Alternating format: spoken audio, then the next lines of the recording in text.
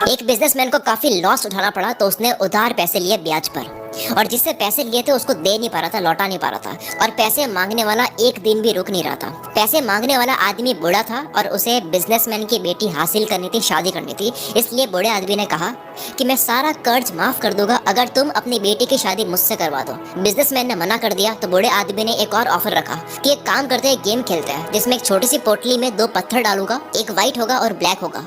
Businessman को बेटी को पत्थर उस पोटली में से निकालने हैं। अगर व्हाइट निकल गया तो सारा कर्ज माफ कर दूंगा और शादी भी नहीं करनी पड़ेगी, और अगर ब्लैक पत्थर निकल गया तो कर्ज तो माफ कर दूंगा लेकिन शादी करनी पड़ेगी। बाप और बेटी दोनों एग्री हो गए। पूरे गांव वालों को इकट्ठा करा, मुखिया भी वहाँ पे देख रहा था। जमीन से 2 पत्थर उठा करके बूढ़े आदमी ने पोटली में डाले और लड़की ने देख लिया कि उस बूढ़े आदमी ने दोनों ही पत्थर ब्लैक डाले हैं, और ब्लैक पत्थर का मतलब हुआ कि कर्ज माफ लेकिन शादी करनी पड़ेगी। अगर लड़की गेम खेलने से मना कर दे तो शादी तो बच जाएगी लेकिन बाप का कर्ज माफ नहीं होगा, और अगर दोनों ही पत्थर निकाल के उस बूढ़े इंसान की बेइज्जती कर दे तो वो आदमी कभी न कभी बदला जरूर लेगा। इसलिए लास्ट ऑप्शन था कोई एक पत्थर निकालो जो कि ब्लैक ही निकलेगा और कर्ज माफ के साथ में उसको शादी करनी पड़ेगी। लड़की ने चालाकी से गेम खेला, उसने एक पत्थर निकाला और एक्टिंग करके ग्राउंड पर गिरा दिया, और वो पत्थर नीचे गिरे, बहुत सारे ब्लैक और व्हाइट पत्थर में मिल गया। लड़की ने कहा ओ शिट, ये मेरे से गलती से गिर गया, लेकिन एक काम करते हैं, दूसरा पत्थर भी पोटली से निकाल करके चेक कर लेते हैं। अगर पोटली में से अब व्हाइट निकला तो मैंने जो उठाया था वो ब्लैक था, और अगर पोटली में से अब ब्लैक निकला तो मैंने जो उठाया था वो व्हाइट था।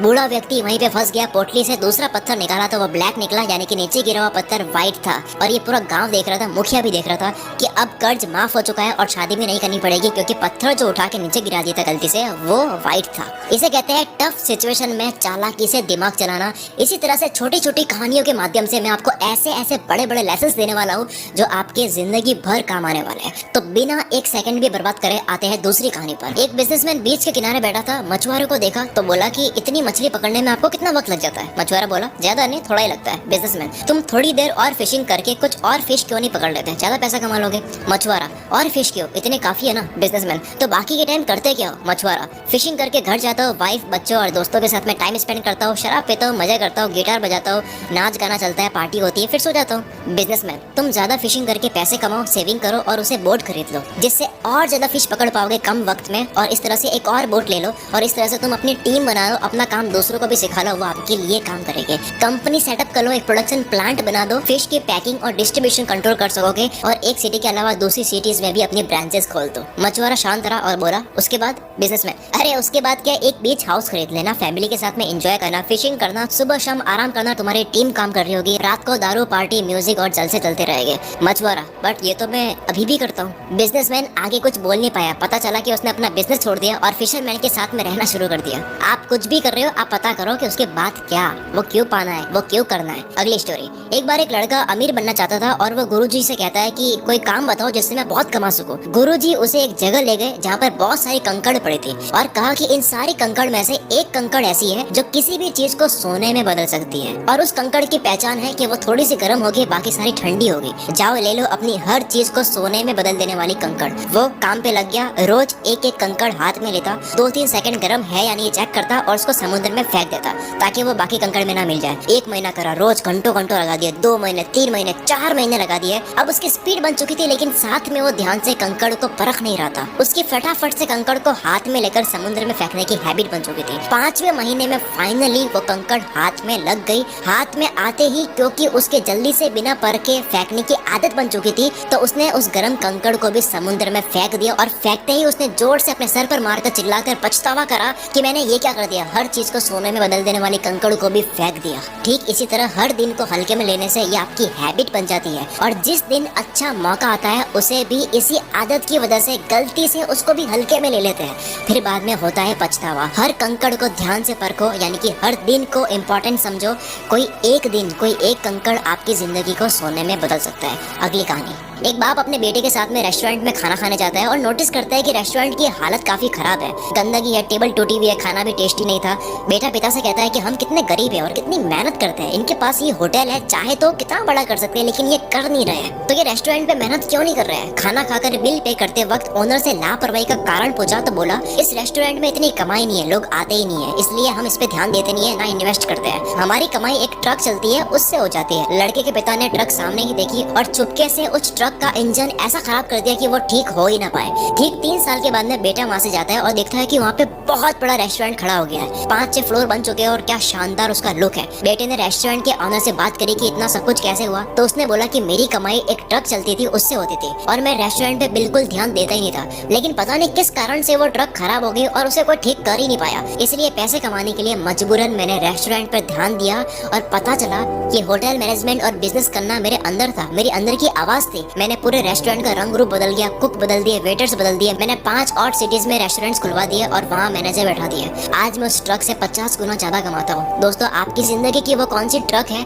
जो आपके टैलेंट और अंदर की आवाज से दूर कर रही है? अगली कहानी, एक इंसान को डॉक्टर बनना था, पर डॉक्टर की तैयारी करने में जो मेहनत लगती है उस मेहनत में मजा नहीं आता। उसने हर जगह रिश्वत दी, पास हो गया, डॉक्टर बनने तक सेटिंग चलाई, सर्टिफिकेट पा लिया, डॉक्टर बन गया, हॉस्पिटल खोल दिया। उसके पास में एक्सीडेंट का केस आया जो कि सीरियस था। ऑपरेशन उससे मैनेज हो नहीं पाया क्योंकि उसने तैयारी करी ही नहीं थी। उसके हाथ से एक बहुत बड़ी गलती हो गई, उससे केस मैनेज नहीं हुआ और पेशेंट की डेथ हो गई। वो नकली डॉक्टर बहुत पछताया ये करके। उसके डॉक्टर बनने की सारी फैंटेसी वहीं पे उतर गई और उसके फादर बाहर खड़े उनसे कहने गया कि मैं नहीं बचा सका, तो पता चला कि उसके पिता ही वो उन लोगों में से एक इंसान थे जिसने रिश्वत ली थी। फादर को कर्मा मिला तो डॉक्टर को शॉर्टकट लेने का नतीजा मिला। डोंट टेक शॉर्टकट, एक दिन कामयाबी संभाल नहीं पाओगे, तैयारी करो। नेक्स्ट स्टोरी, एक इंसान बुद्ध से अपनी किस्मत पूछने जाता है तो रास्ते में एक आदमी मिलता है। वो कहता है कहाँ जा रहे हो? वो बोला बुद्ध से मिलने जा रहा हूँ। तो बोला कि मेरी बेटी बोल नहीं सकती है। बुद्ध से पूछना कि वो कब बोलना शुरू करेगी। आगे गया तो जादूगर मिला, कहाँ जा रहे हो? बोला बुद्ध के पास जा रहा हूँ। तो बोला मेरा भी सवाल है, मैं स्वर्ग जाना चाहता हूँ लेकिन जा नहीं पा रहा हूँ, तो मेरा भी पूछ के आना कि मैं कब जाऊंगा। आगे गया तो एक कछुआ मिला, कहाँ जा रहे हो? बोला कि बुद्ध के पास जा रहा हूँ। तो बोला कि यार मैं काफी टाइम से ड्रैगन बनना चाह रहा हूँ, बन नहीं पा रहा हूँ, तो मेरा भी पूछ के आना। फाइनली बुद्ध से मिला तो वो बोले कि आप केवल 3 ही सवाल कर सकते हो। उसने सोचा कि मेरी तकलीफ तो काफी छोटी है, इन 3 लोगों की ही बोल देता हूँ। तीनों की तकलीफ सुनकर बुद्ध बोले,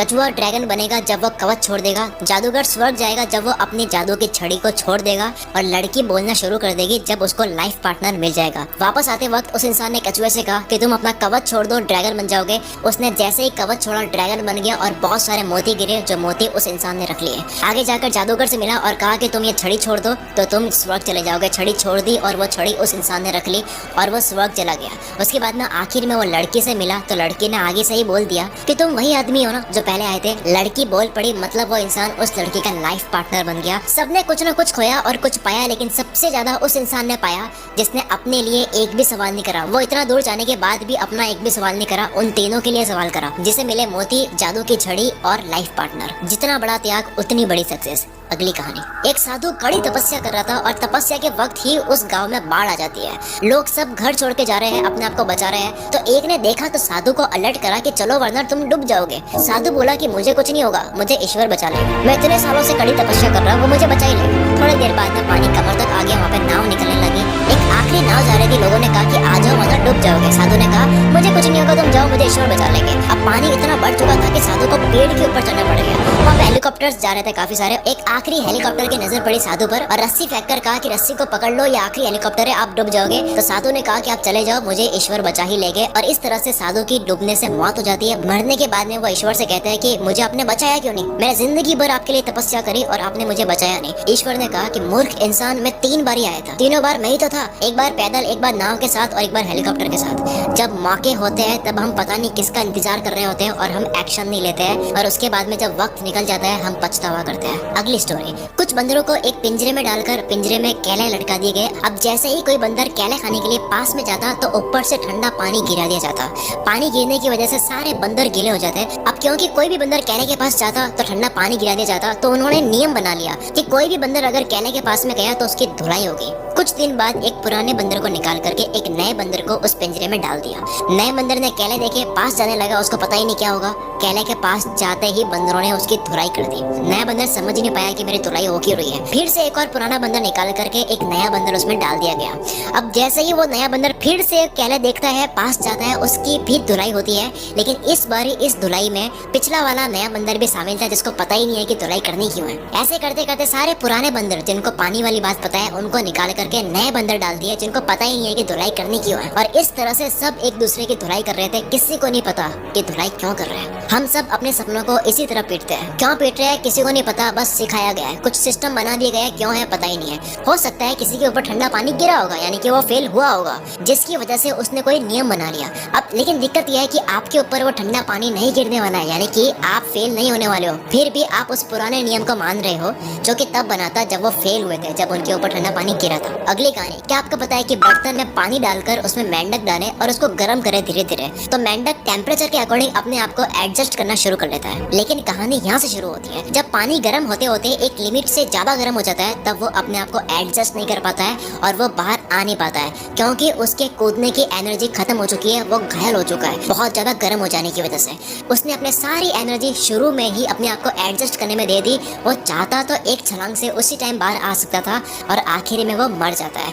मेंढक की मौत किससे हुई? गर्म पानी से नहीं हुई, मौत हुई राइट टाइम पर जंप ना लेने की वजह से। अच्छे वक्त का इंतजार मत करो, बस कूद जाओ, उसके बाद में सही कर दो। सब सही करने का सोचकर मत कूदो, क्योंकि कभी नहीं कूद पाओगे। और कहते हैं कि सबसे अच्छा कूदने का वक्त तब होता है जब आप तैयार नहीं होते हो, क्योंकि कूदने के बाद तैयारी होती है। अगली स्टोरी, एक औरत को अपनी सांस पे बहुत गुस्सा आता था। वो गई ऐसे इंसान के पास जो जहर दे सके। उसने कहा कि मैं जहर देता हूँ, पर इसको थोड़ा थोड़ा करके खिलाना है और 2 महीने बाद मौत हो जाएगी आपके सांस की। पर 2 महीने तक अपने सांस से अच्छे से बात करनी होगी, ध्यान रखना होगा ताकि तुम्हारे पति को 1% भी शक ना हो। 2 महीने तक उसने थोड़ा थोड़ा रोज जहर दिया। बहुत मोहब्बत से रहती, उसका मन करता कि एक ही दिन में सारा जहर दे दे, लेकिन ऐसा करने से उसके पति को शक हो जाएगा, इसलिए उसने पहले बनाई। 2 महीने रोज थोड़ा थोड़ा जहर दिया, अपने सास के साथ में अच्छे से रही।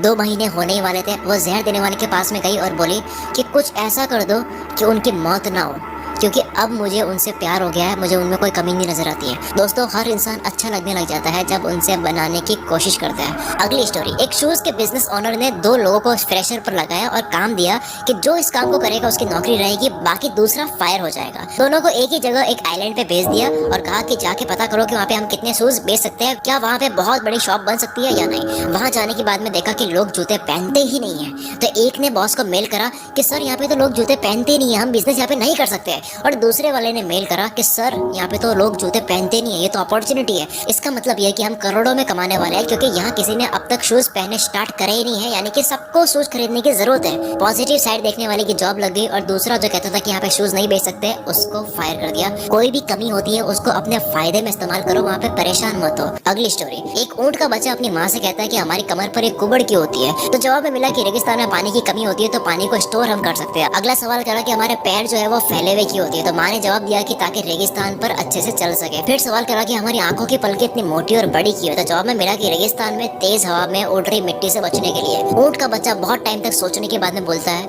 हम अगर रेगिस्तान के लिए बने हैं, हमारी ताकत ही रेगिस्तान में रहने के लिए है, तो हम ये जू में क्या कर रहे हैं। हर इंसान की अपनी शक्ति होती है और उसका मैदान होता है, आपको वही करना चाहिए जो आपके लिए सही है। अगली स्टोरी, एक राजा की आंखों में जलन हो रही थी, किसी तरह का इन्फेक्शन हो गया था। डॉक्टर से चेक करवाया तो पता लगा कि एक ऐसा इन्फेक्शन हो गया है जिसमें आप हरे कलर के अलावा कोई भी कलर देखोगे तो आपकी आंखों में जलन होगी और आंखें खराब होगी। एक टाइम के बाद आप अंधे भी हो सकते हो। राजा महल गया, सारे आदमी बुला दिए और कहा कि जितनी भी रोड है, जो भी जगह जहाँ से मैं निकलता हूँ, वो सब हरा कर दो। हरे कलर के अलावा मुझे कोई कलर नहीं दिखना चाहिए जहाँ पे मैं चाहता हूँ। पूरा गाँव, रोड, बिल्डिंग, जो चीजें सब कुछ हरा कर दिया, आसपास सब कुछ। और ऐसा करने में बहुत पैसा भी खर्च हो रहा था, पूरा गांव हरा करना था यार। एक इंटेलिजेंट इंसान वहां से निकल रहा था, देखा कि यार ये सब कुछ हरा क्यों है, तो किसी से पूछा कि हरा क्यों है, तो कहा कि यार एक राजा है, उनको कोई इन्फेक्शन हो गया है, वो हरे कलर के अलावा कोई और कलर देखेंगे तो उनको दिक्कत होगी। वो इंटेलिजेंट इंसान राजा के पास में गया और कहा करोड़ों रुपए खर्च करने की कोई जरूरत ही नहीं थी, पूरे गाँव को हरा करने की कोई जरूरत ही नहीं थी, 100 रुपए का हरे कांच का चश्मा ही पहन लेते। बड़ी प्रॉब्लम का जरूरी नहीं है कि सोल्यूशन भी बड़ा हो, कई बार आसान सोल्यूशन सामने होता है, उसको देख नहीं पाते हैं क्योंकि हम आसान चीजें इग्नोर करते हैं। इसलिए अगली कहानी भी इसी के ऊपर है कि एक बार एक जादूगर था, वो कोई भी लॉक खोल सकता था, कोई भी ताला वो तार को मोड़ करके खोल सकता था। एक होशियार इंसान ने इस जादूगर को चैलेंज दिया कि इस जेल में जाओ और अब लॉक को खोल कर दिखाओ। उसने बहुत ट्राई करा लेकिन वो खोल नहीं पाया, उसने हार मान दी। होशियार इंसान कहता है कि तूने बहुत ताले खोले हो गए लेकिन ये नहीं खोल पाया, पता है क्यों? क्योंकि ये अनलॉक था, इसको मैंने लॉक करा ही नहीं था। कई बार जो नहीं है वो भी हम सॉल्व करने लग जाते हैं, यानी कि बेवजह सोचने लग जाते हैं। अगली स्टोरी, ये आखिरी स्टोरी बड़ी इंटरेस्टिंग है। एक राज्य में हर 5 साल में एक नया राजा बनाया जाता है और 5 साल कंप्लीट होने के बाद में उस राजा को एक ऐसे जंगल में भेज देते हैं जहाँ पर जंगली जानवर होते हैं और वो जानवर ही खा लेते हैं उस राजा को। एक राजा के 5 साल कंप्लीट हुए, उसको जंगल में भेज दिया गया और अब आया चालाक राजा। जब ये चालाक इंसान राजा बन जाता है तब वो लोगों से पूछता है कि 5 साल कंप्लीट होने के बाद में आप ऐसा कौन सा जंगल है जहाँ पर भेज देते हो। वो राजा अपने लोगों के साथ में उस जंगल में जाता है, देखता है कि वो काफी घना जंगल है, वहाँ पर काफी राजाओं की बॉडीज भी पड़ी है। राजा सोचता है कि 5 साल के बाद में मेरा भी ये हाल होने वाला है। उसने दिमाग लगाया और पहले ही साल में जंगल के सारे पेड़ कटवा दिए, जानवर हटवा दिए और दूसरे साल में डेवलपमेंट का काम शुरू कर दिया। रोड बननी शुरू हो गई, बिल्डिंग बननी शुरू हो गई, खेती होनी शुरू हो गई, गरीबों के रहने के लिए कुछ जगह बना दी, स्कूल कॉलेज सब बनाने शुरू कर दिए। 5 साल कंप्लीट होने से पहले जंगल का नाम और निशान मिटा लिया। ये सब करते करते राजा ने पैसे भी बहुत ज्यादा सेव कर लिए अपने लिए। 5 साल जैसे ही कंप्लीट हुए, राजा बोलता है कि मुझे भेज दो जहाँ पर आप भेजते हो हर परे। राजा को बोट में बैठाया जाता है क्योंकि जंगल का रास्ता नदी से आता है, तो बोट में बैठने से पहले वो काफी खुश होता है। लोग पूछते हैं कि आप इतने खुश क्यों? तो वो बोला कि हर राजा आता है, 5 साल राज करता है, मस्त रहता है राज करने में, और 5 साल बाद जंगल में जाता है। मैंने 5 साल केवल राज नहीं करा, मैंने कड़ी मेहनत से घने जंगल को शहर बना दिया। मेरे 5 साल यहाँ कंप्लीट हो चुके हैं, अब मैं जिंदगी भर वहाँ राज करूंगा जहाँ चाह रहा हूँ। क्योंकि राजा ने सेविंग भी करी थी तो वह पैसा लेकर वहाँ चला जाता है और इस नए जगह में उसकी इज्जत भी होती है क्योंकि गरीबों को बहुत घर भी दिए होते हैं। आप आज मेहनत करो कल के भविष्य के लिए। अब तक के लिए सिर्फ इतना ही गाइस। अगर आपको ये वीडियो थोड़ी भी अच्छी लगी है ना तो कमेंट करके जरूर जाना, और अगर आपको पता नहीं चल रहा कि कमेंट में क्या लिखे आप, तो सिर्फ कमेंट में यस लिख देना कि यस, इस वीडियो की वजह से मेरी लाइफ में थोड़ा सा बदलाव आया है। आपकी कमेंट्स देखकर मेरा हौसला बढ़ जाता है अगली वीडियो को और अच्छी बनाने के लिए। तो यस कमेंट करके जरूर जाना।